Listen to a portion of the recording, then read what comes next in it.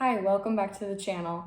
I'm Amber Bateman, licensed professional counselor, and today I want to share a short review of Jonathan Haidt's book, The Anxious Generation. This book came out in 2024, and I think it's a must-read for any parent, counselor, grandparent, teacher, anyone who's interacting regularly with children and teens. So let's jump into it. There are two main claims or premises of this book. One is that we are overprotecting children in the real world and underprotecting them in the virtual world or online. So Jonathan Haidt talks about the anxious generation as those who are born after 1995 and who have what he's calling a phone-based childhood as opposed to a play-based childhood. He talks about 4 harms that have come from this change, this phone-based childhood. One is sleep deprivation.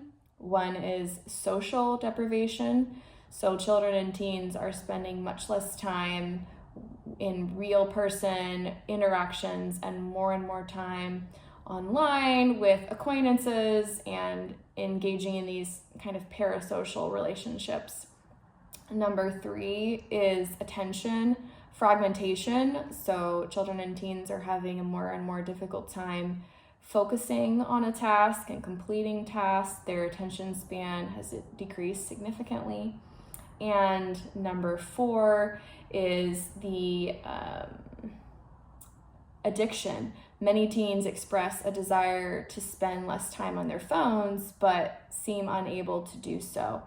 And he talks about kind of the effects that this has had on girls and boys. So for girls, the phone-based childhood has affected them primarily through social media and the dangers of social media. So particularly for girls, ages kind of 10 to 14, those early adolescent years, social media has been shown through research to be extremely isolating and associated with an increased risk of loneliness, but also depression and anxiety.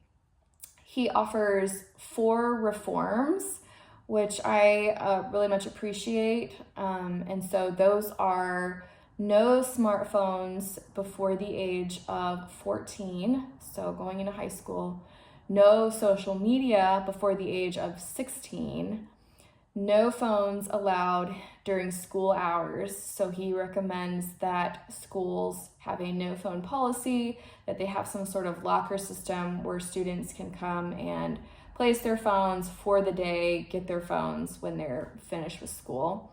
And then number 4 is giving children more independence, more freedom in the real world. That they can build confidence and social skills in real world interactions.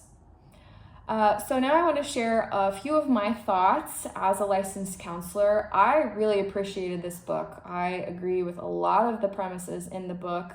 In fact, I have a book coming out very soon, September 30th, 2025, in which I discuss many of these similar topics, particularly overstimulation and the dangers that it's having on mental health. So I think it's a really important topic.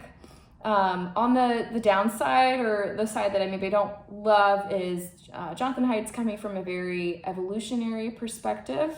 And he says that he's coming from, that point of view. So I have a different, belief system in regards to how humans developed these needs and their social interactions, but I appreciate all the research, and I still think that there is many good and helpful points that Haidt lays out in the book. I would maybe slightly reframe his claim that we are overprotecting children in the real world. I think that in some ways we are, and in some ways we're not. Obviously, it depends on the age of the child. I do think that overall, especially with teens and young adults, we are overprotecting them in the real world. In other words, we're not allowing teens and young adults to experience the consequences of negative choices. We are, in many ways, I think, coddling and protecting them too much. I'm trying to give an example. I think like getting a job, for instance, I have spoken with many teens who are really kind of terrified of getting their driver's license, getting a job, and parents don't really know what to do with that. I think that teens getting a job is an example of a way to build confidence, to build social skills, and to help them launch into the real world. So in some ways I agree. In some ways, unsupervised play for small children I don't think is a great idea, but letting small children make mistakes, having them interact with other people, learning things through natural consequences, I think is a positive thing. I'm just looking at my notes here to see if there was anything else that I wanted to say. I think that that's about it. It's a great book. Highly recommend it, and would recommend that you be on the lookout for my book coming out soon, Save Yourself Some Therapy: 4 Modern Dangers to Mental Health and What to Do About It. If you have any other mental health related topics that you would love to hear me talk about, please share those in the comments below. And if you like this video, please like it and subscribe if you're interested.